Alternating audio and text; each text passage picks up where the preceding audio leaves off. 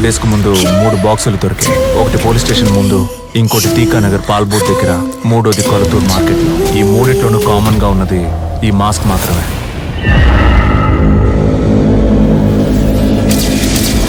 గుర్తుపట్టగలిగారు sir?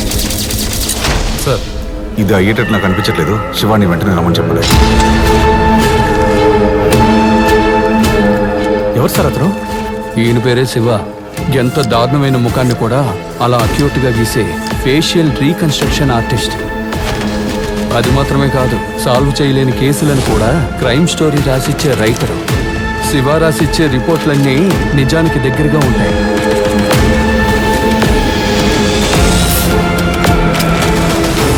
Dog ద్వారా కూడా lead దొరకకూడదని body మొత్తం పర్ఫ్యూమ్ చల్లేస్తున్నారు.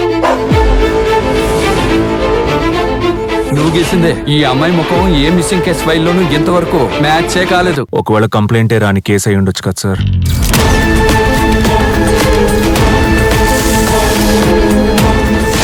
ఎనిమిది బాడీలు నీళ్లలోనే దొరికాయి. ఏ బాడీలోనూ ఇన్నర్ ఆర్గాన్స్ లేవు. కానీ పాతి పెట్టేటప్పుడు ఆర్గాన్స్ తోనే పాతి పెట్టారు. డెడ్ బాడీస్ ఆర్గన్స్ తో ఏం చేస్తారు?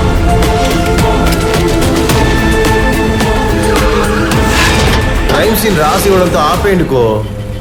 చేతులు సెపరేట్ గా, కాళ్ళు సెపరేట్ గా దొరికాయి. మనకి ఇది అవసరం మాకో. రాజేంద్రన్ సార్ నన్ను హెల్ప్ అడగకపోయినా ఈ కేసులో నేను ఉండేవాడిని.